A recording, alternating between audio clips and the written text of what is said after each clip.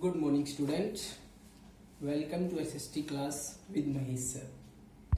सो dear student, जैसा कि हम लास्ट डे डिस्कशन कर रहे थे gender, religion and caste, and I think कि आपको जेंडर के रिगार्डिंग जितने टॉपिक्स कराए हैं वो आपको समझ में आ गए होंगे। इसी को कंटिन्यू रखते हुए पॉलिटिक्स के अंदर जो इम्पोर्टेंट एक रोल प्ले करता है जिसको हम कहते हैं रिलीजन। रिलीजन भी पॉलिटिक्स के अंदर उतना ही इंपॉर्टेंट रोल प्ले करता है जितना कि जेंडर करता है। लेकिन जैसे हमने देखा, जेंडर जो होता है वो तो एक यूनिवर्सल केस है। यूनिवर्सल का मतलब हर एक जगह फॉलो अप में होता है। लेकिन जो रिलीजन पर्टिकुलर कंट्रीज में, कुछ ही कंट्रीज में फॉलो अप में होता है, ऐसा नहीं है कि हर एक जगह है।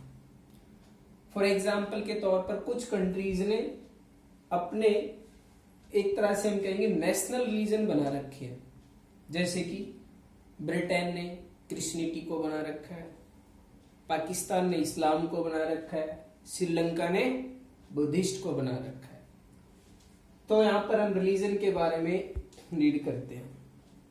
तो सिंपल सी बात है, रिलीजन जो कि एक कह सकते कि लिमिटेड कंट्रीज के अंदर फॉलो अप में है, जिसमें हम रिलीजन को एक इंपॉर्टेंस ही देते हैं, स्पेशली पॉलिटिक्स के अंदर। इसके रिगार्डिंग गांधी जी ने भी एक स्टेटमेंट दिया है। उन्होंने भी कहा है, क्या कहा है कि Gandhi ji used to say that religion can never separated from politics, कि राजनीति से हम धर्म को कभी अलग नहीं कर सकते। लेकिन उनका धर्म का मतलब कोई पर्टिकुलर रिलीजन से नहीं है, लाइक दैट हिंदू, मुस्लिम या क्रिश्चियनिटी, किसी एक पर्टिकुलर रिलीजन से नहीं है। अदरवाइज वो रिलीजन्स की मोरल वैल्यूज को इंपॉर्टेंस ही देते हैं।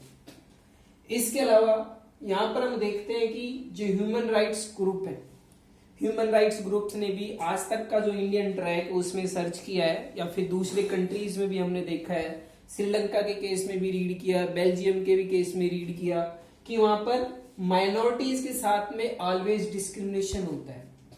फॉर एग्जाम्पल के तौर पर जैसे हम पाकिस्तान का ही लेंगे, हम अपना भी ले सकते हैं, श्रीलंका का भी ले सकते हैं। रियोट्स जितने भी होते हैं वो किसके साथ में? माइनॉरिटीज के साथ में। नेक्स्ट, इसके अलावा रिलीजन्स के अंदर जितने भी रिलीजन है वर्ल्ड में, एवरी रिलीजन में हम देखते हैं कि वुमेन्स को बहुत ही ज्यादा डिस्क्रिमिनेट किया गया है। जितने भी फैमिली लॉज हैं, उन फैमिली लॉज में वुमेन्स को कोई ज्यादा इंपोर्टेंस ही नहीं है। चाहे वो प्रॉपर्टी राइट हो, पॉलिटिकल राइट्स हो, कुछ भी हो, वुमेन्स को ज्यादा इंपोर्टेंस ही नहीं देते हैं। कहने का मतलब है ऑल रिलीजन्स के फैमिली लॉज वुमेन्स को डिस्क्रिमिनेट करते हैं, शोषण करते हैं। इन दैट रीजन यहां पर हमें जो रिलीजन के रिगार्डिंग जो मेन टॉपिक आता है, जिसको हम कहते हैं कॉम्युनलिज्म। कॉम्युनलिज्म क्या होता है? कॉम्युनलिज्म सिंपल सी बात, एक ऐसा सिस्टम है जिसमें हम एक रिलीजन को इंपोर्टेंस ही देते हैं और जो अनदर रिलीजन्स होते हैं उनको हम नेग्लेक्ट करते हैं। कहने का मतलब है हम एक रिलीजन्स को सुपीरियर दिखाते हैं और अनदर, चाहे वो माइनॉरिटीज में हो या एक लिमिटेड अमाउंट में हो, उन सबको हम इंफीरियर क्लास में रखते हैं। तो कॉम्युनलिज्म द प्रॉब्लम, जब कंट्री के अंदर प्रॉब्लम उस टाइम में ज्यादा क्रिएट हो जाती है जिस टाइम हम पॉलिटिक्स के अंदर कॉम्युनलिज्म को फॉलो करना शुरू कर देते हैं। तो यहाँ पर सिंपल सी बात है, कॉम्युनलिज्म जैसे हमने बताया, जब रिलीजन को हम इंपोर्टेंस ही देते हैं, एक रिलीजन को सुपीरियर बना देते हैं और दूसरे रिलीजन को इंफीरियर मान के चलते हैं, वो सिचुएशन होती है कॉम्युनलिज्म की। ऐसा ही किसी एक कंट्री में नहीं है, लगभग से कंट्री में हमें देखने को मिलता है। हमारे कंट्री में भी हम भी कोशिश करते हैं कि मेजोरिटी कम्युनिटी रूल करे, लेकिन हमारे यहाँ पर मेजोरिटी का मतलब ये नहीं है कोई पर्टिकुलर रिलीजन। हमारे कंट्री के अंदर मेजोरिटी का मतलब होता है जो इलेक्टेड रिप्रेजेंटेटिव्स होते हैं, चाहे वो किसी भी रिलीजन, कास्ट या ग्रुप से बिलोंग करते हो, वो मिलकर गवर्नमेंट का फॉर्मेशन करते हैं। लेकिन यहाँ पर कॉम्युनलिज्म का मतलब होता है कोई पर्टिकुलर रिलीजन जो अपने माइनॉरिटीज के ऊपर डोमिनेशन करे, या फिर हम कह सकते हैं एक रिलीजन को सुपीरियर मान के चले। जैसे कि हमने श्रीलंका के केस में रीड किया था, श्रीलंका जो कि सिनाला ग्रुप है, वो जबरदस्ती तमिल्स के ऊपर अपने रिचुअल्स और परफॉर्मेंसेस थोपना चाहते थे, बुद्धिस्ट को जबरदस्ती इनके ऊपर इंप्लीमेंट करना चाहते थे, सिनाला लैंग्वेज को उनके ऊपर इंप्लीमेंट करना चाहते थे। वो था मेजोरिटिज्म। समझ में आया? वो मेजोरिटिज्म सिस्टम था। इन दैट रीजन ऐसी सिचुएशन कहलाती है कॉम्युनलिज्म की। इसके अलावा कॉम्युनलिज्म सिंपल सी बात है, हर एक रिलीजन्स के पीपल चाहते हैं कि हम अपने कंट्री के अंदर रूल करें, क्योंकि मेजोरिटी ग्रुप है, हर एक मेजोरिटी चाहती है कि उनका कंट्री के अंदर उन्हीं का रूल हो, माइनॉरिटीज उनके सिस्टम को फॉलो करें। और एक सिंपल सी बात है, होना भी चाहिए। क्यों? अगर मेजोरिटी अपने कंट्री में रूल नहीं करेंगे तो कहां पे करेंगे? लेकिन ऐसी सिचुएशंस कई बार कॉम्युनलिज्म, यानी कहने का मतलब रियॉट्स, मैस्कर्स या फिर डिविजन्स की सिचुएशन क्रिएट कर देती है। इन दैट रीजन हम यहाँ पर देखते हैं कि कॉम्युनलिज्म की जो बेसिक फॉर्म्स होती है वो 4 होती है। कितनी फॉर्म्स होती है? 4 फॉर्म्स होती है। सबसे पहली जो फॉर्म्स है जिसको हम प्रेजुडिशियस स्टेरियोटाइप कहते हैं, जो एवरीडे बिलीफ के अंदर हमें देखने को मिलती है। कैसे? कि हर एक रिलीजन अपने आप को सुपीरियर मानता है, अपनी रिचुअल्स और परफॉर्मेंसेस को बेटर बनाता है, या फिर हम कह सकते हैं कि हम पूर्वाग्रह से ग्रसित होते हैं। जैसे हम हिंदू हैं, उसमें हम सुबह उठते हैं, पूजा अर्चना करते हैं, जो भी हमारा सिस्टम है वो हम क्या है? प्रेजुडिस है, स्टेरियोटाइप है।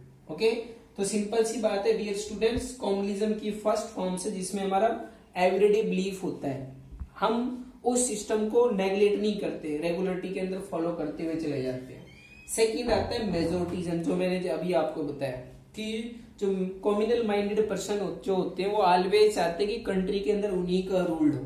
जैसे कि हमने श्रीलंका के केस में देखा था, श्रीलंका के अंदर सिनाला कम्युनिटी ने 1956 के अंदर एक एक्ट पास किया जिसके व्याप पर सिनाला कम्युनिटी की जो रूल है श्रीलंका के अंदर इम्प्लीमेंट हो जाती है।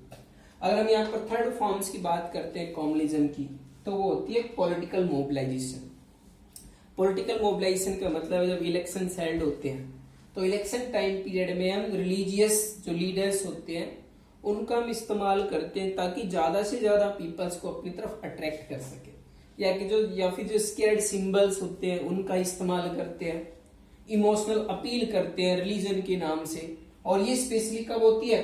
जब पॉलिटिकल मोबिलाइजेशन होता है, कह सकते हैं specially during the election time period. Last और फाइनल जो फॉर्म्स है कम्युनलिज्म की, जिसको हम कहते हैं most ugliest form of communalism, और इस अगलीस्ट फॉर्म के अंदर हम देखते हैं कि कंट्री एक डिफरेंट सिचुएशन में आ जाता है जिसमें रियॉट्स, मैस्कर्स, इवन समटाइम्स तो डिविजन्स भी हो जाते हैं, पार्टीशंस हो जाते हैं। इसका एग्जांपल हम खुद भी अपना कंट्री का रख सकते हैं। जो हमारा 1947 के अंदर कंट्री का डिवीजन हुआ, भारत पाकिस्तान हुआ, वो किसकी वजह से हुआ? अगलिस्ट फॉर्म की वजह से हुआ, क्योंकि हिंदू चाहते थे कि कंट्री के अंदर उनका डोमिनेशन रहे, माइनॉरिटीज को एक्सेप्टेशन था नहीं। रिजल्ट ये निकला कि रियॉट्स भी हुए, मैस्कर्स भी हुए, लाखों लोगों की डेथ हुई और फाइनली कंट्री 2 पार्ट में डिवाइड हो गया। तो आई थिंक कि आपको समझ में आया होगा कि कम्युनलिज्म की 4 फॉर्म्स है, जिसमें 1 में पीपल्स प्रेजुडिस होते हैं, दूसरा मेजोरिटिज्म होती है जो श्रीलंका के अंदर फॉलोअप है, थर्ड वन के अंदर हमने पॉलिटिकल मोबिलाइजेशन देखा जिसमें हम स्केर्ड सिंबल्स, पॉलिटिकल लीडर से इमोशनल अपील करते हैं रिलीजन के नाम से, और अगले फॉर्म के अंदर कंट्रीज का डिवीजन हो जाता है जैसे भारत और पाकिस्तान का हुआ। तो यहाँ पर फाइनली कंक्लूजन ये निकलता है कि इस कम्युनलिज्म को हम कैसे सॉर्ट आउट करें, कैसे निकालें। तो इसके लिए जब हमारा कंट्री इंडिपेंडेंट हुआ तो हमने कम्युनलिज्म को माइंड में रखा था। हमें पता था, हमारे जो कॉन्स्टिट्यूशन मेकर्स थे उनके माइंड में ये बात थी कि अगर हम ऐसा नहीं करेंगे तो हमारे कंट्री में आने वाले टाइम में भी रियस पार्टीशंस होने की चांसेस होंगे। इन दैट रीजन हमारे कंट्री के अंदर इस कम्युनलिज्म का एक सॉल्यूशन निकाला, और सॉल्यूशन ये निकला कि हमने अपने कंट्री को एक सेक्युलर कंट्री अनाउंस कर दिया।